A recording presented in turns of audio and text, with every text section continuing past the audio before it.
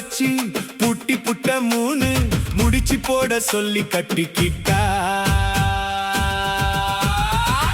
என் வீட்டு ஜன்னல் ஓரம் தலை சாட்சி இருக்க காலோடு ஒட்டி இருக்கும் கொலுசு சத்தம் மொத்தமாக பித்து பிடிக்க வைக்குது. என் வீட்டு ஜன்னல் ஓரம் தலை சாட்சி இருக்க